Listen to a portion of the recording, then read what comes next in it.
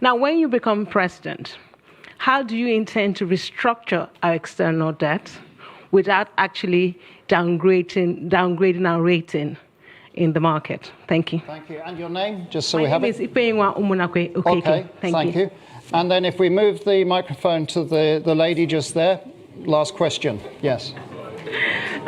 Good afternoon. Nice to see you again, Mr. Obi. My name is Kenneth Chukwuwabo. I'm a PhD candidate at the University of Cambridge. I study public-private partnerships in education. I read your manifesto, and it seems PPPs are taking a central stage in education sector. So I wanted to ask, what is your rationale for involving private actors in public education, and what governance structures would you put in place to ensure the accountability of these actors in a sensitive sector such as education? Thank you. Thank you very much. My apologies. We've run out of time now. I'm watching the clock.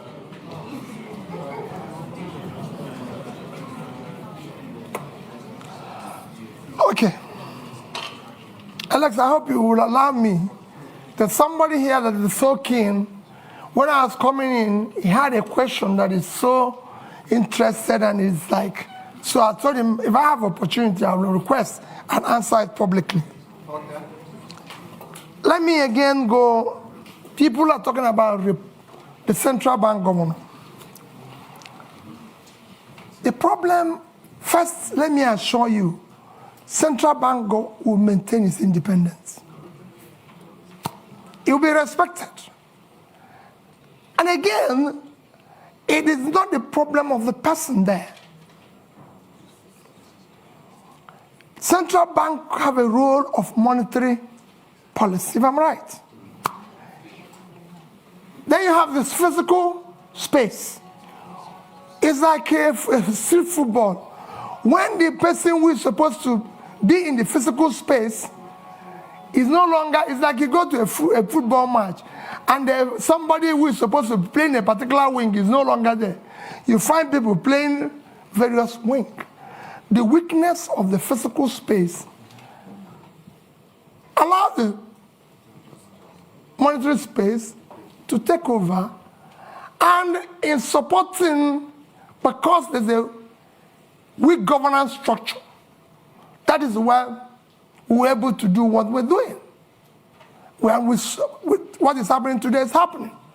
So if you're replacing Godwin and putting somebody with that level of physical rascality, which is what is fueling our inflation and even our rate of exchange today, these are some of the things you need to cut.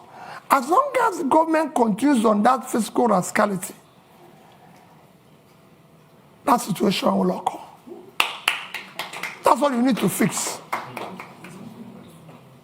I won't say what will happen. His term is actually coming to an end. So it won't be too long.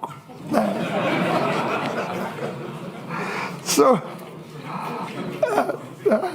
that's that. I assure you that we'll deal with that. You asked about PPP in education.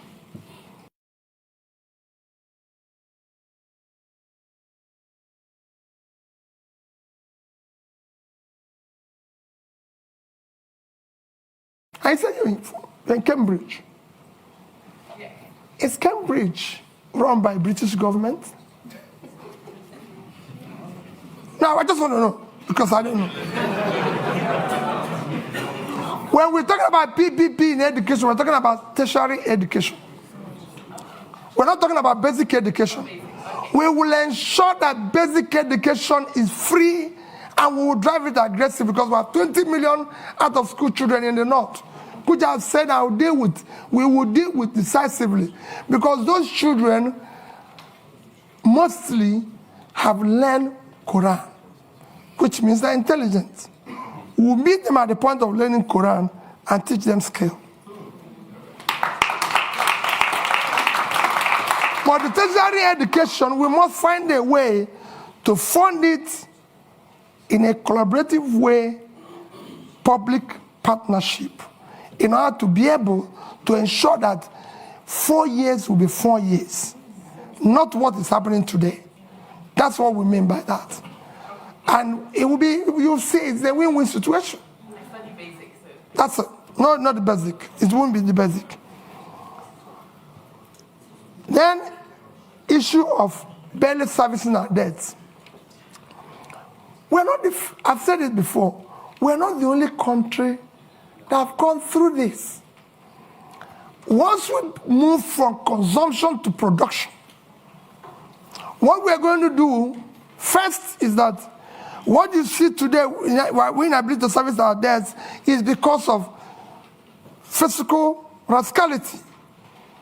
You're paying unsustainable subsidy, which will be stopped from day one, because it's a criminal thing. You're no longer generating money because they're stealing with oil.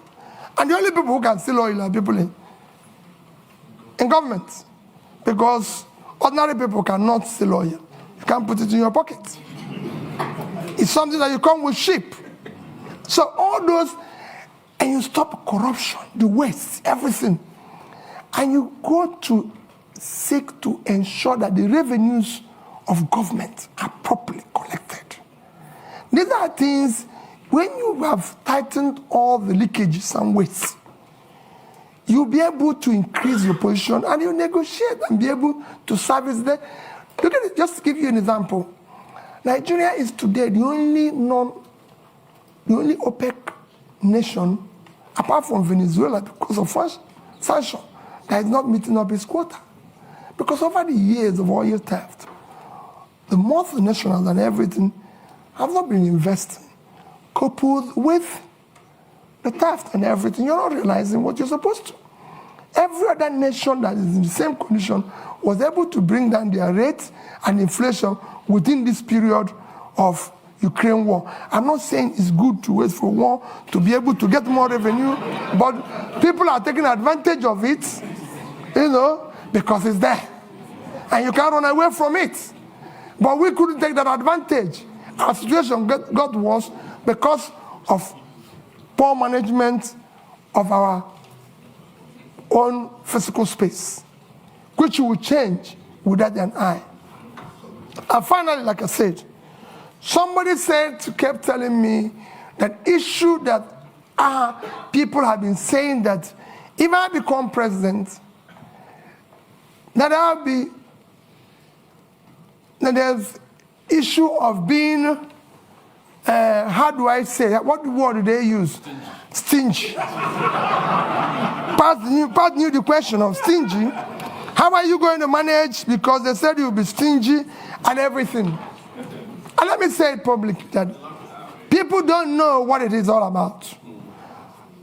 At the heart of poverty is capital formation. And you can't go about capital formation without savings. Even in the most developed world, which is why I said that Japan holds highest amount of US treasury. If you listen or you go and read about what Professor Ragnar Nask done in the 50s, he showed it clearly. Capital formation is at heart of poverty. Without capital formation, you have low productivity, low income, and you produce poverty all over the place. What I was doing as governor, I was the best governor in Millennium Development Goals by the UNDP. You can go and check that. It's there. I won a prize for the best road network. I won the Gay Prize back to back on health. You can go and see what I did in health. Build scratch, teaching hospitals and everything. Improved #1 in education. And above all, I was able to save because I believe in future generation. If you look at that savings, I said future generation funding because we want to have proper capital formation to drive tomorrow. If I have opportunity in Nigeria, no matter what we do, we'll do the same thing. We must save for tomorrow. Because that's how you form capital to turn around tomorrow. So as the end, I appeal to all of you. There's nothing more powerful than an idea whose time have come. Victor Hugo. The time today is to have competent leadership with character, commitment and compassion. And that's what Nigeria is yearning for. That's what Dati and I are offering you. Let's have opportunity to build a better Nigeria. Thank you.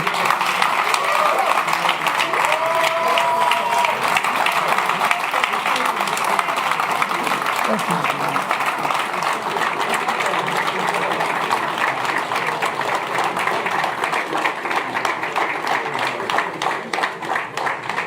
A couple of announcements. First of all, INEC Chair speaking here tomorrow, same time, 1 o'clock. You're welcome. It's also going to be live streamed. NNPP presidential candidate Wednesday, same time.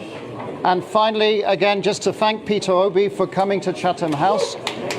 And good luck in your campaign. And please, if you can just remain seated or on the side while Peter Obi leaves. Thank you very much and have a good afternoon. Okay. We've got lots of press waiting for you. Are we going this way?